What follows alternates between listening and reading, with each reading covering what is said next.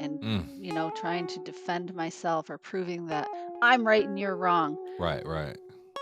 I can't do any of that. I have to look at my client's desired outcome and aim for that. And it changes your behavior. It changes how Yeah. you talk. It changes what you say. It changes whether or not you make that phone call right now. My name is Kevin McIntosh, and this is the Closing Table, where we talk to experts about their experience in real estate all across the country. Let's go.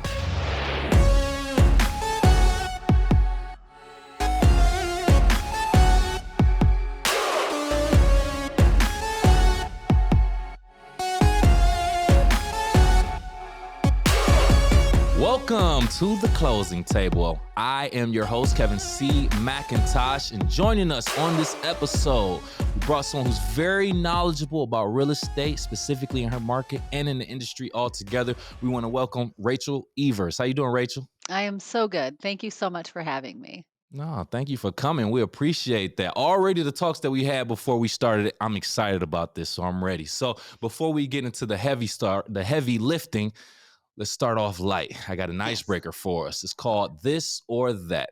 Yes. Pretty much exactly what it sounds like. I have some phrases, words related to real estate. They could be kind of contradicting to each other, but ultimately you choose one. And if you want, you can tell us why you chose it. You ready? Yes. Go. All right, let's get it going. First one, well-established neighborhood or up-and-coming neighborhood? Up and coming neighborhood. Fair. Okay.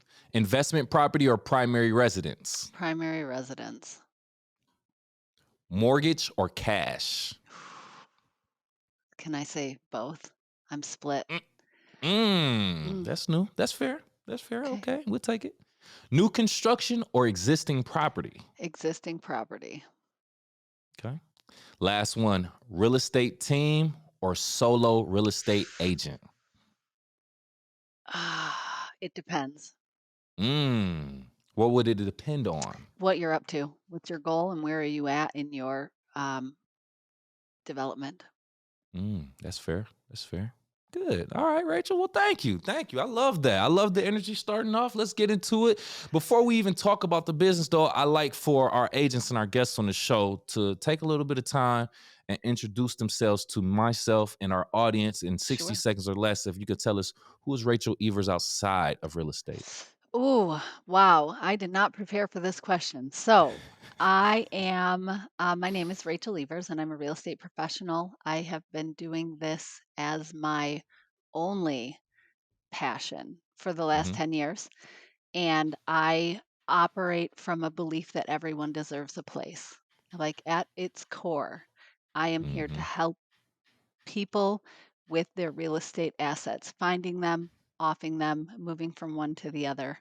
Um, More importantly than that, I believe in educating my clients so that they know what is actually happening and There it informing is. them to make the best decision for their circumstance. Um, so I would say that is who I am, helping people All right. figure out what they're up to. There it is. There it is. A civil servant. We can't be mad at that. We appreciate that. All right. So let's get into it right now. If you can describe your market Yes. for myself and for our audience mainly, describe it geographically first, and then let's get into the economics of it, the average pricing and days on market, etc. Yes. So I did this two ways. I did do a little bit of preparation to answer these questions. Okay. Being in the trenches, I don't often run numbers on my own production. Like if you come to me to buy a house, I'm helping you buy a house. It's not for Uh, me about price range or data points. So hmm. the my market, let me start there. So my Please. market is often driven by referrals and past clients. So I would never tell you that I only cover a certain area. I cover Hmm. certain circumstances. So if I have to be geographical, I'm going to tell you that 127, I'm in Southeast Michigan. Let's start there. Okay. So everything I say on this show is relevant to Southeast Michigan real estate. It probably is not going to apply in Kentucky. Some of the concepts might, but real estate is very regional. So Mm-hmm. 127 is a north south boundary out in Lansing that I would say past that, I'm probably not going to be the best fit for you. Gotcha. The east west boundaries would be I 94. Getting much south of I 94 is a little bit tough. Okay. And on the north side, east west, I would say I-69 is a good boundary. I do go north of Hmm. 69 quite a bit lately, and then the water on the east side. So that's pretty Right. much what I cover. And Okay. I mean, I could go on and on about literally everything, but so much of what my geographic constraints are mostly tied to the data that I have good access to. Because numbers, if I can Mm. get the numbers, even in Kentucky, I can be very valuable. Okay. Okay. I like that. That's a different perspective. I mean, some agents that I speak to, I mean, everyone has their different, methods, but For some will sure. say, "Hey, I'm only in this area. I'm only on Yeah. this side of town." Some will say, "I'm doing the entire state." Yeah. But then your entire concept is just different. Like wherever I have the data, wherever I Yeah. can access that information that can help me, evaluate and assess the situation and market, I could Yes. probably be a big help to you. I can bring more value to you. That Yes. I like that response. You starting things off a little bit different, and we like that. So, what about economically? We have any information regarding that?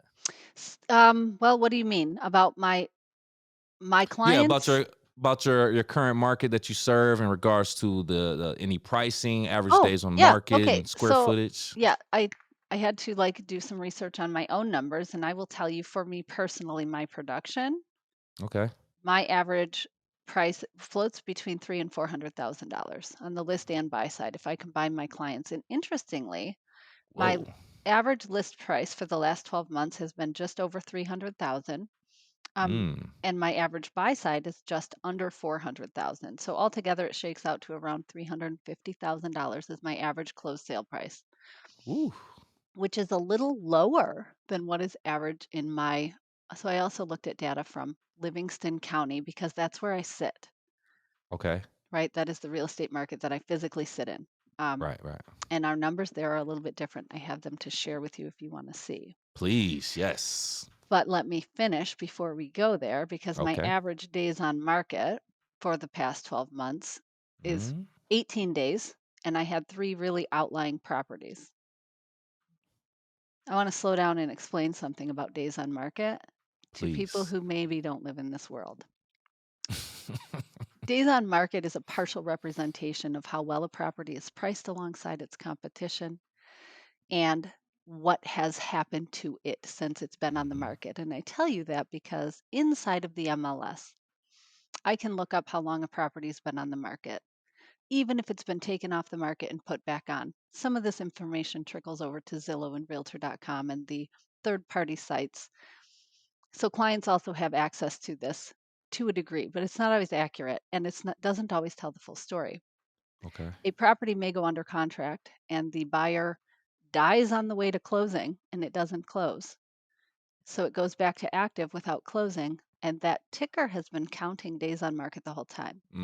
So you Mm. may see a property that looks like it's been on the market for 75 days, um, but that does not tell you the whole story. My favorite piece of language in real estate for almost any situation is it depends. Like you need more Mm. information usually than what you have access to. Okay. Um, and the average square footage. These were very interesting questions because this is not how I think about real estate. But the average square footage for a property that I handle is 1,638. All of these Mm. numbers were way lower than I thought they would be. They really like I would have told you my average was like 450 and Yeah. maybe 2,200 square feet. So Wow. Even that average price that you did say around 325, low. 350 or something Yeah. like that. That I mean, yeah, you would know that, compared to your market in other places, it's Yeah. relatively low. But to me, that sounds fairly, I guess, compared to what the Lansing market and things like that. It's a little bit up there. Yeah. Super regional. So I think, Correct. so my market, I think the average sale price, actually, the average sale price is $387,000. I will share. Can I share my screen? Do you want to see it? Please, though. All right. If I Please. can find my cursor, here we go. So let me just grab the right screen. Mm-hmm. Mm-hmm. Here we go. So here we have, I just ran this report this morning. This is one of our sexy real estate agent tools that we pay all of this money to have access to. But it's kind of cool. So just to give you orientation in the screen, Mm-hmm. we Mm-hmm. have the entire MLS. Now, the MLS is It's a multiple listing service and Right. they are very regional. So the MLS that we are looking at is Real Comp. That is what I participate in.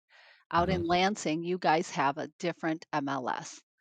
You go into different parts of the state, and there are different groups of real estate associations that get together to create Mm. these MLSs. It's very much Okay. like the mafia and very pay to play.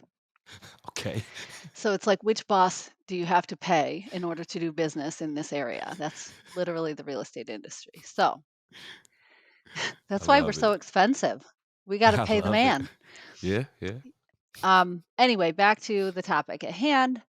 Sales price. I have right the chart that you're looking at shows 2021, Mhm. 2022, and 2023 Right. average sale price for the entire MLS, which is the blue bar, and for Livingston County only. This includes residential single family homes and condominiums and multifamilies. So keep that Right. in mind. Mhm. The average real estate in Livingston County right now, and you can see what's happened over time. This is just the Yeah. last 3 years, $388,000. In the MLS that I mostly work out of, the average is 287, 288. So where is Rachel? Because that's what I Mm. came here to find out. Well, I'm a little higher than the MLS that I work in, and I'm a little lower than my market, Mm. Okay. all in. Hmm. So this report is really cool. I mean, if you want to stay in here and play for a minute, let's look at the medians because an average without a median is an uncontextualized number. And Correct. to really understand what's happening in real estate, you also have to look at the middle number to find out where Mhm. your data is skewing. I will tell you that a median and an average that are close to each other is a healthier real estate market than when you have a wide skew. These actually aren't terrible, but Okay. look at the difference. The median in the entire MLS compared to the average. 287 is the average, but the middle number is a little lower. It can show you Uh, where your inventory is sitting. And this information is very helpful when you're starting to list a property. And I okay. love charts and data and numbers, so forgive me if this becomes a snooze fest, but let's No. look at this. Months supply of inventory. I think this is super important Okay. only because I know that people who do not like live and breathe real estate are being fed interesting information that is kind of making people scared about buying a house Mhm. or selling their house or whatever the narrative is, the numbers will tell you what's really happening. And if we look at the real estate market from 2021, this and let's use the entire MLS. There was this represents 2 months of inventory. 1.9 months of inventory in 2021 was available. Oof. And let me contextualize this by telling you that a healthy real estate market has about 6 months of inventory, Correct. meaning like the buyers that are in the market right now, it will take them about 6 months to consume what's available. So we're kind of in an Mm. anorexic market in 2021. I love it. And yeah, so and I can speak to that a little bit. An anorexic real estate market, people come to me, right, and say, "Oh, the market's so good." It's kind of like a skinny anorexic. She might look good in an outfit, but she's not healthy. The Oh my clothes fit, god. but that chick is dying. Oh my gosh. Do you hear it? Keep it coming. I love it. It's it's a more accurate way to see this, what's happening. So, Okay. 2022, we had even less inventory, Yeah. Yep. 1.6 months of Mm. inventory. And then all the scary, like interest rates went up and people were freaking out. The sky is falling. Foreclosures are coming. Yeah. People who didn't pay their mortgage. And, there are still a handful of people waiting for pennies on the dollar foreclosures that they missed out in 2010. Mm. Very unlikely to happen, in my Yeah. opinion. Yeah. So, right now, 2023, I could tell you that I have an 18% increase in available inventory. And doesn't that sound like a lot? Yeah. Almost 19% increase in inventory. In Livingston Yeah. County, it's up almost 40%. Oh my God, we've got all this extra inventory. Bullshit. It's Uh-oh. 1.9 months of inventory. There's not even 2 months of Wow. inventory. It's just been so lean that a slight increase over such an already low number equals a high percentage. True. True. So, thank you for letting me go down that rabbit trail. It's one of my favorites. No, no, thank you for providing that in-depth information and providing the visuals for it also. That's literally something I just kind of educated myself on recently about the buyer's market, the neutral market, and the seller's market. Mhm. If it's a seller's market, and correct me if I'm wrong, it's 6 months of inventory or less, like you said. A neutral market would usually be between 6 and 7 months, and a buyer's market would usually be 7 or more months of inventory. That Correct? tracks. Absolutely. Yes. Correct, correct. Yeah. So when you're now that I know that and you're providing that data and that information to it, it puts it all into perspective, and it's like, yeah, we are behind. We are Yeah. behind. Wow. Yeah, Okay. there is, I mean, I wish I could draw you this other chart. There's a guy named Barry Habib. Have you heard of Barry? I have not. Barry does a really good job of explaining generational impact on the housing market. This is where I learned this Mm, concept from him. I could see that. Housing inventory is driven by demand and just the size of the first time home buyer market just by Right. population size is massive. And there aren't enough houses because baby boomers aren't dying. They're not downsizing. We're all buying second homes. Everybody's trying to have an Airbnb. Mm, Existing inventory gets gobbled up, and we all know what's going on with the building prices right now. correct. Correct.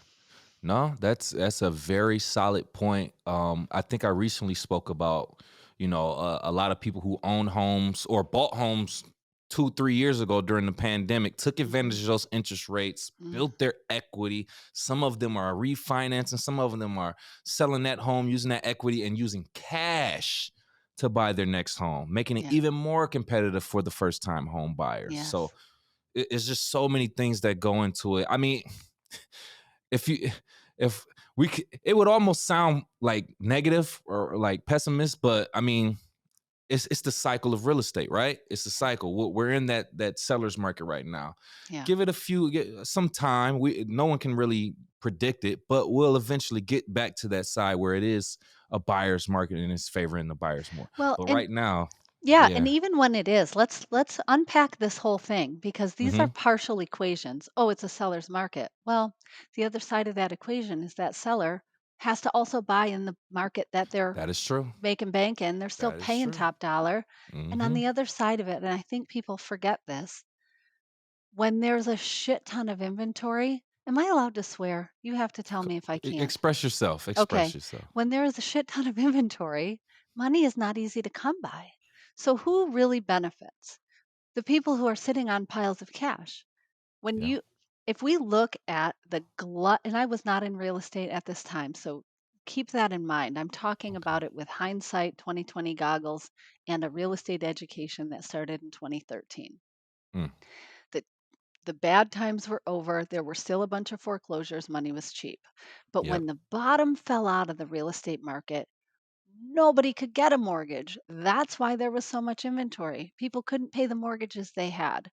So, Mm, for anybody out there, I mean, I'm biased, I'm in this industry. For anybody out there who's like waiting for the market to shift, please be squirreling away cash oh, for sure.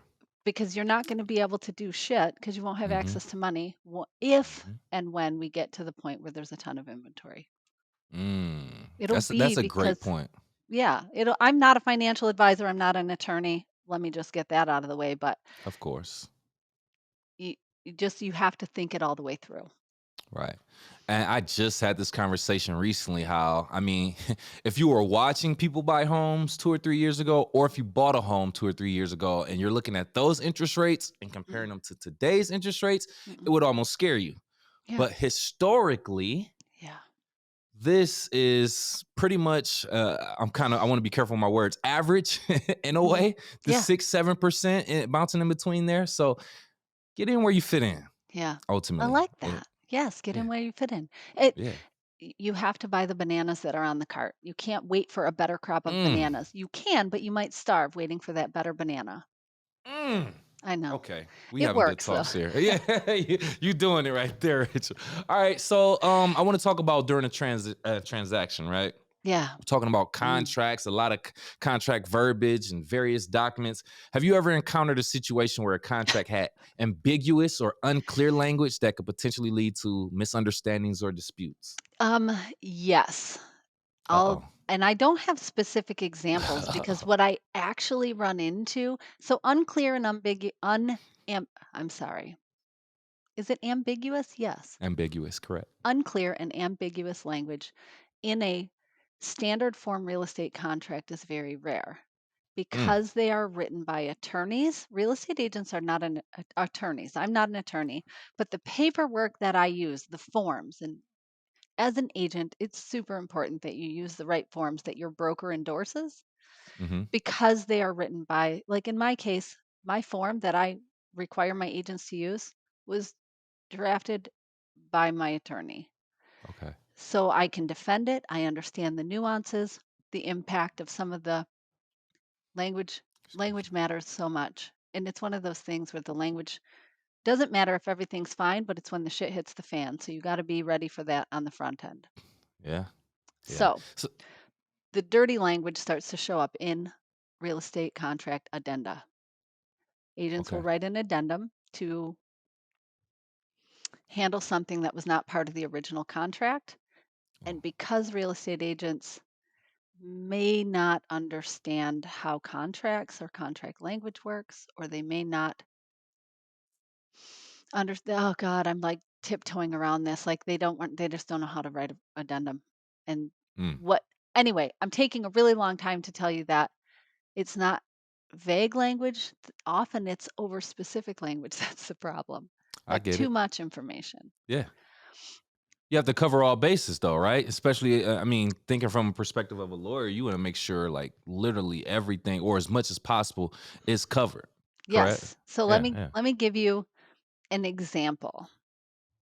I wonder if I won't take the time to find it, but if I can find it and send it to you, do you have a place where you can put it so people can go look at it?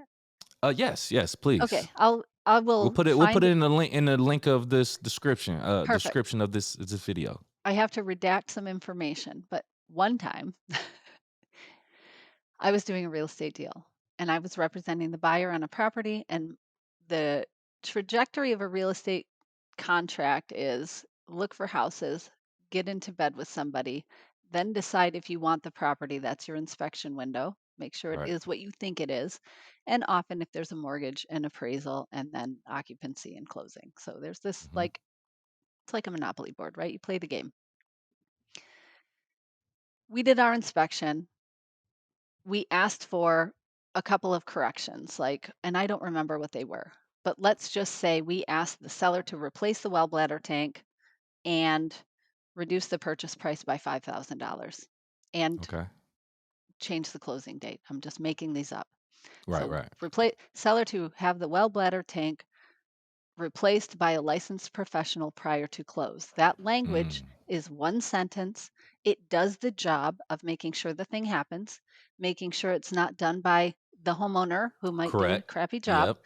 Hmm. provides recourse after closing if it fails, right? Because we can go to the Hmm. company. And Hmm. prior to close, we've got a timeline. Right.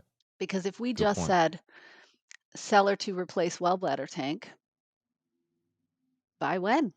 Like, when are you going to do that? Who's going to do Who's it? gonna do All it? of, right. Exactly. So it's a specific sentence. And then purchase price. Purchase price to be. Let's say we started at 400,000. Purchase price Hmm. to be 395,000. And then I forgot what the last thing I said, but it doesn't matter. For this example, I sent over this addendum. It does the job. Thing, by who, by when. And Right. if not, purchaser reserves the right to declare the contract null and void. I received an addendum back from the other agent that said Something along the lines of, and it was an addendum. So this is a contract amendment. An addendum is not an email, it's not a conversation. This becomes part of the contract such that the lender's going to put their eyeballs on it. The Right. title company sees it, all parties to the transaction, because it's an extension. I'm looking around to see if I have a real estate contract so I can be like, it's part of this contract. The agent sent back, seller will not replace the well bladder tank because he has somebody coming to look at it next Tuesday and he thinks it can be fixed. Like all of this.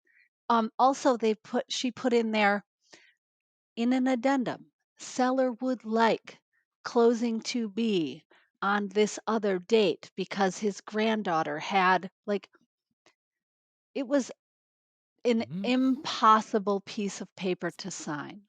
Wow.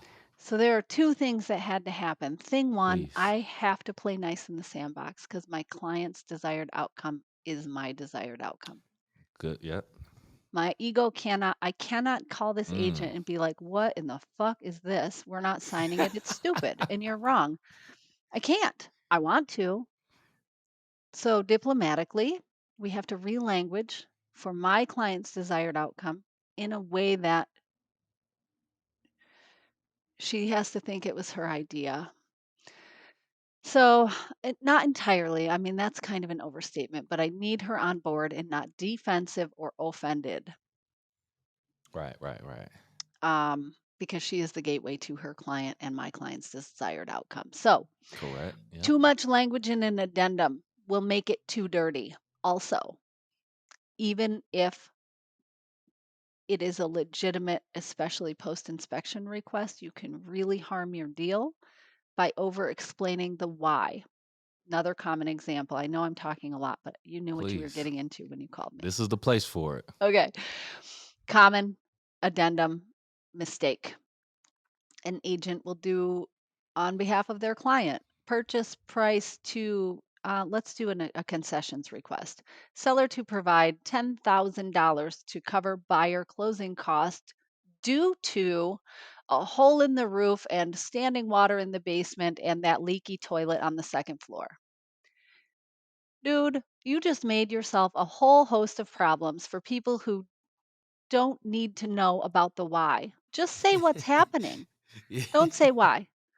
Say that in your email. My client was dissatisfied with the color of that room and the standing water and whatever their freaking laundry list is. Right. Just get to the part that impacts the deal. The concessions request seller to provide $10,000 in concessions to cover buyer closing costs. Hard stop. Don't Period. say why. Nobody cares. Nobody Mhm. cares. The post inspection is purely subjective. Doesn't matter Mm. why. The only why repairs that matter are on an appraisal. I am a know-it-all. It's So true. what else you want? That's true. No, that's perfect. You addressed how to clarify. You addressed the addendum part of it, which I don't think we necessarily explained in Mm, detail here on the closing yeah. table. And that that alone could that just thinking about it just lets me know it could be so many blurred lines and muddy waters with that. Mhm. You know what I like that you brought up? The ego of the agent. Mm, it's huge. I feel like that isn't talked about enough. Mm-mm. Can you talk more about that? Your experience dealing with agents who may have egos and how you may have dealt with it, or even if you felt like you've had an ego. I Like absolutely all of that. Yes. really, huh? Yeah, for sure. I have to check my ego all the time. Honestly, and it's funny because I wanna tell you that I'm above that and I don't have it, but I totally do. And the example I just gave you, I really wanted to call her and educate her so she can write better addenda for her client. Mm-hmm. People get defensive when you attack their work, and I always remember too, it's so easy to Monday morning quarterback what someone else did. So I have to be mindful of that. Now, I gave you an extreme example, um, but to that agent's understanding of how this works, what they did made sense to them. Um, I'm getting off in the weeds here. So let's come back to ego. My Mm-hmm. client's desired outcome has got to be my driver and my guide. That is my true north. Right, right, right. So, um, I'm trying to think of an example of where this has happened, but really it's just a matter of remembering that, I think, before I go into a conversation. Yeah. As a human, it's hard to have somebody yell at me. I've been yelled at by an angry agent or Mm. a stressed out agent or an agent who didn't Mhm. like what I was bringing. And reacting to that is the easy response and the common response. And, Mm. trying to defend myself or proving that I'm right and you're wrong. Right, right. I can't do any of that. I have to look at my client's desired outcome and aim for that.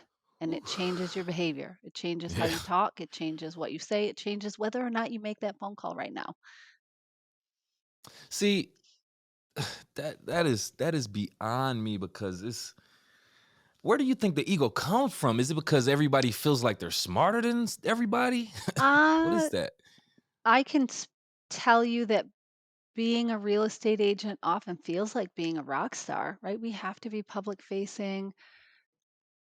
You have to be. Like that's your Hmm, advertising. People okay. hire me before they hire the brand that am working under. And It's a I good point. I know this from experience. I've been at Um, 3 different brokerages before I opened mine. mm. Nobody ever didn't hire me because I didn't have a red balloon or a gold jacket, you know? Right. So maybe, I mean, we could theorize.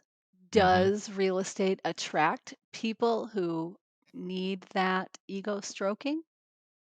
A case could be made for it. That's a solid point. Oh man, you are making me think from many different angles Sorry. today. I love no, don't apologize. That's funny.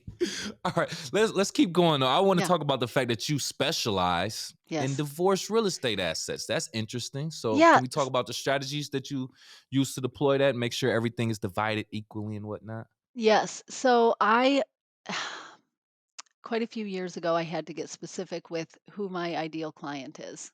And Hmm. I'm good at all real estate, but I've found that it's actually three categories: divorces, estates, and downsizing. And estates and downsizing are very similar, but Hmm. all of these are somewhat traumatic, major life events. And what I see happening in the industry is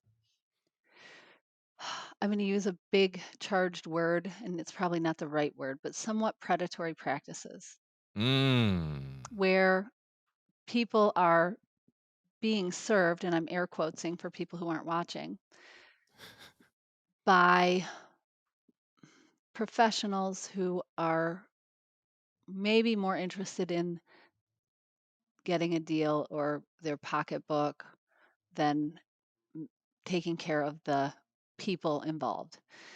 So I'm really good at taking myself out and walking my client through their desired outcome. So, divorces, let's take that as an example. In a divorce situation, they're not always pretty, and those 2 are not always Hmm. willing to, right, work Communicate. together. Yeah. Yeah, and it can be hard. It's hard. It's hard. I've been through divorce. I've got 2 divorces under my belt, so I'm qualified. I have a really good one and a really bad one. So I'm Mm. uniquely qualified to walk people through this without getting caught up in taking somebody's side and trying to motherfuck the other guy, keeping their true north. Even to the point of, like, sometimes selling the house is not what they really wanna do, and it's sometimes not the best option. Right. So, I think it all starts at the beginning. You have the conversation, talk about other options, you know? Yeah. Like, Yeah. if I don't know. If you call me to sell your house, I'm gonna explain to you why you shouldn't sell your house, just to make sure you've thought about it. Really? Absolutely. Huh. That's interesting.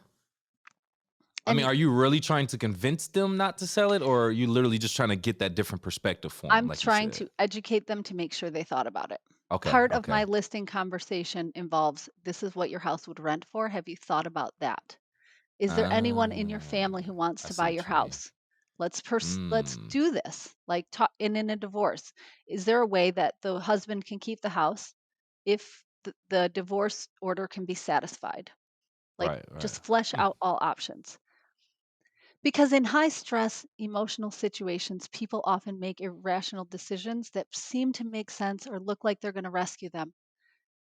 And they're going to have a bad feeling about it 6 months down the road when I sold their house, no matter how much money they got for Yep. it. Yep. If that was their home and we didn't talk about keeping it as an option, I did not do my job. You make a very solid point there. Because I mean, it could just be emotions just running. Like, I don't care, take everything. I don't, just leave it. I don't want anything to do with it. Yes. But then after, after temper's cool, you probably like, man, I miss that house. Yeah. It's like think about it a little bit. Cooler heads will prevail. So you bringing that other side, the other perspective, the other angle to it, and helping them during that time. I've never thought about it until now. I'm not even married, so I haven't considered. But that is a very solid point, and some things that I think people need to think about when they are in that situation. Yeah. Yeah. So that's why I picked that. Same with estates and downsizing. Like there's Right. often Right. a passing of the torch and a big life change, and it's emotional, you know? Right. Rachel, you said something that I am very curious about. This is the question I'm I nervous. have to know about. You said, why quote, why don't we have mortgage burning parties anymore? Because you're Yes. not really supposed to pay off your mortgage Yes. ever. End Agreed. quote. Yes. What does that mean? Can you So explain that? I can. Yes. That is so. Oh, I want to go back and tell you that actually, like, those words came from my sister, and she's Ah, a mortgage lender. And okay. we have, you know, we're insufferable at any family gathering because we're both Beautiful. such passionate real estate nerds. So I'm going to get in trouble for this. So I'm just going to Come spit it on, out. I'm just going to please. spit it out, but I'm going to ask everybody to please, before you get mad at me or start like pitchfork and coming after me, think about it. Okay. The real estate and mortgage industry, though home ownership is a piece of the American dream, and buying real estate is, in my opinion, really smart. And you are a homeowner. The bank owns my house. I don't own it. I don't Hmm. even own half of it. I owe them a bunch of money. I can access the equity, borrow more money. I could sell it Mm, and get some money and get into another mortgage. But taking 30 years, and now you can get 45-year mortgages to buy anything, 45. is a high level rental scheme. Because if you look at what people actually do, they live in their house for around 7 years. That number shifts over time. For a while, it Right, was right. 7, and I've heard 10. You can, numbers will tell you a lot, but keep in mind you can also make them say whatever you want, to my That's a 18% fact. improvement versus 1.9 months of inventory Hmm. example. So the money, if you follow the money all the way up, the banks on the back end are just passing your debt and money back and forth. Correct. Selling it on the secondary market. Yep. Yeah, all the things. So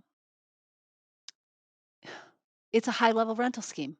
And I don't mean scheme like bad, I mean scheme Right, like a right. schematic. The Right, way right. the system works is it's a cash flow industry. So as long as you're making your payments, like,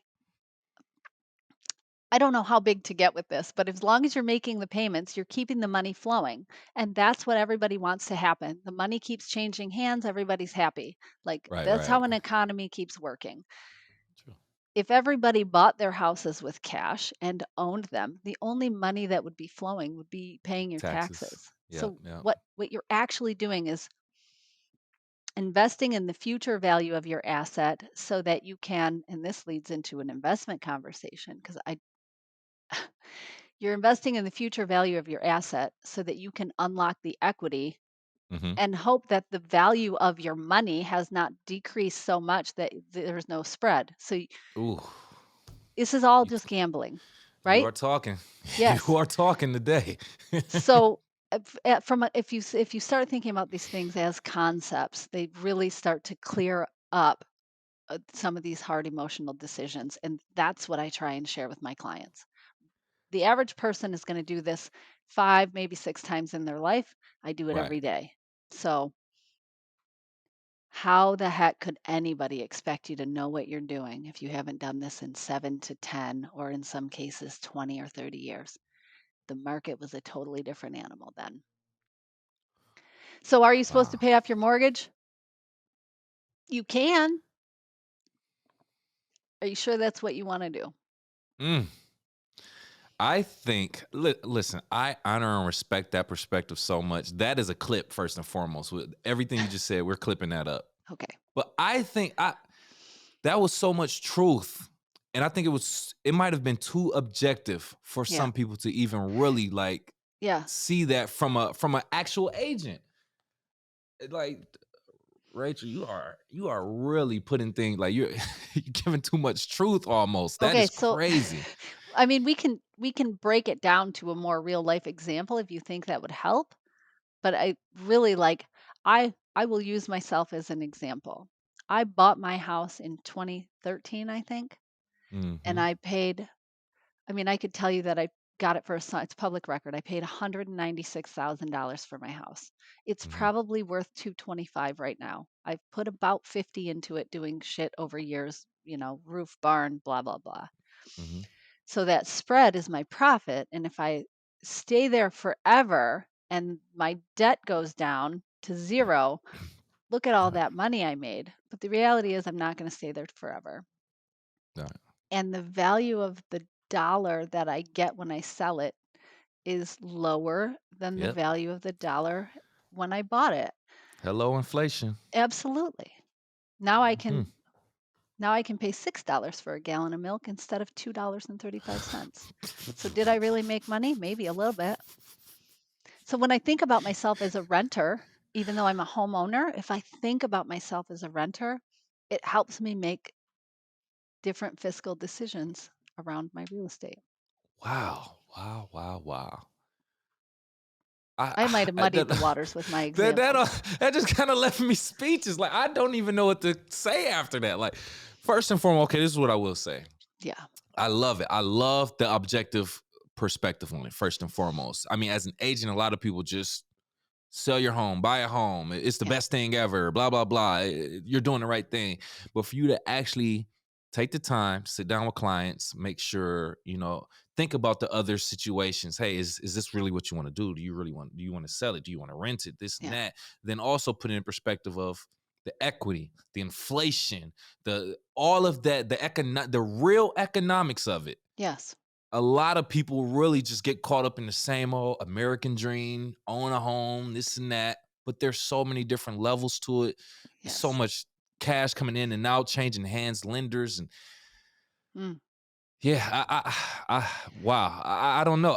I literally don't know what to say, but I want to thank you for putting that in perspective and providing that information. I feel like if I were to say it, it wouldn't be as credible. So that I really just want to thank you for that because I appreciate that information. I mean, I find that most people Right, do. I mean, all of right, it doesn't make sense in every meeting, but yeah, yeah. it's all available. Man, this is going to So be a fun episode to go back and listen to first and foremost. I want to talk about the fact that you actually I don't know if you still do, but you had your own podcast, right? Real I estate did. and finance, correct? Yes. Yep. It Yeah, was I the saw at least an episode, you and your Yeah. sister on there Yes. and everything. Yeah, we So did please. 107 episodes. We started during COVID, and it was literally us recording our Zooms and broadcasting them live on Facebook. That's how we started. Like, it was uh, so low rent, but it was fun. yeah, yeah. I mean, what value did you get from putting that together and putting it out there? How would you explain that? So, for myself or for my clients, I Let's do found it both. for my clients and for so I had a lot of fellow professionals thank me for the content that I put out there, Okay. which is awesome because, if I can help people not write addendums like the one that I told you about, then I'm bringing the bar higher for everybody, which I love. Right. Makes the client get better service no matter who they hire. And that's what I'm up to. Right. For my clients, it was nice because my clients who consumed that content came in with this baseline of education and understanding, which made the process of buying or selling their houses more, um, they were more confident through that process. Yeah, yeah, because yeah. they knew these nuances, they knew these things. Um, so it also helps me hash out where I stand on things and how I understand. Doing Mm-hmm. what you do. Do you not Absolutely. find you've got to Yep. get your head screwed on straight before you start yapping? 100%. Yeah. 100%. That's why I So understand. Are yeah, you considering doing it again? I am. I had to. Okay. It's. I mean, what the heck? I've got nothing to hide. Is really expensive to have a produced show the way I was doing it. So Okay. Okay. I do have it on my list of things to do. It's a very long list of things to do. And I really liked what I got where I was, but it was really expensive. Right, right. I get it. I get it. Do you think all agents should do something like that? Either be on a podcast or host a podcast? Do you think that's valuable for all agents I or do like most? from a standpoint of getting your face and name out there. Yeah, Right. absolutely. Like, why wouldn't you? People Okay. won't know you exist unless they see you and know you're out there. So, I mean, I feel Understood. like, does anybody say no to that question? I don't think I've asked that question too often. I think that's my first time. It's just in Okay. regular I'm trying conversation, to but I imagine. will ask that more. So there's an ass for every seat, right? So no matter who you are or how you look or how you sound, you got a stutter and a lazy eye, and maybe you're kind of dumb. There's somebody out there for you. Put your product out. Your people will find you. Oh my I god. Oh my god, believe Rachel. that though. I really do. I think there is an ass for every seat. I'm going to just say the same thing again. Oh my god. Okay. Okay. Um, so I want to ask you this question. If you had unlimited resources, unlimited time, Yes. what kind of project would you work on and why? Oh, any project that aligns with helping people find their place. This is all very conceptual, and I can give you like real life getting my hands dirty examples, but I believe that everybody has a place, and that Hmm. aligns so at such a core level with real estate. I'm helping people find their place. Right. And I think that if I had unlimited time and resources, it would have something to do with balancing how people are treated in the world across the planet and creating generations of acceptance of diversity. And it's going to make me cry. I have an Mm, adult daughter with special needs. So I oh, think that that sits in my heart there you go. because I see the places where she's welcome and accepted and supported, and I see the places where she's not. And usually where she's not, it's because there there is ignorance or anger Absolutely. or Hmm. unhealed stuff in those people. So Right. it would shine your freak flag and your people will find you. You have a place in the world. That We is, love it. We I love know it. it's all lofty, but that's where it's at for me. No, that's very honorable. We appreciate that. Thank you so much for pulling up a chair to the closing table, Rachel. We definitely do appreciate that. Very, very intriguing content today. At this point, if you have any last words and or want to tell the people how to reach out to you, please do so now.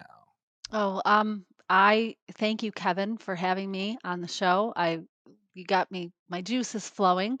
And if someone wanted to contact me, I am hard to miss. You can find me on Facebook, Rachel Evers. My personal page is what I use. Is it appropriate to give my phone number? Yeah. Yes. Okay, 810-923-5421. I do not Hmm. take unscheduled phone calls, but you can text me. You can also email me at Rachel. My parents couldn't spell, so it's Rachele at agentrx.net. And I think that's it. Thank Okay. you. Rachel. You made I'm me glad you're laugh so many laughing. times. You made me laugh so many times during this show. This is crazy. I love it. Thank you. One of the best guests on the closing table thus far. Oh, well, Period. I I have to thank put you, that out Kevin. there. I love it. Thank you, Rachel. And for our YouTube audience watching right now, if you got to this point in the video, now's your time to hit that thumb, aka the like button, please and thank you. Make sure you also share the content and subscribe to our channel. And if you are listening, Apple, Spotify, any other podcast platforms, please do the same. Give us a like, a 5-star rating, and subscribe for our latest content. And we always like to leave our audience with a question before we leave, Rachel. For the audience, from your experience or the experience of someone you know, what was the main obstacle or holdup in your purchase or selling transaction? Don't tell us now, leave it in the comments. Other than that, I'll talk to you next time.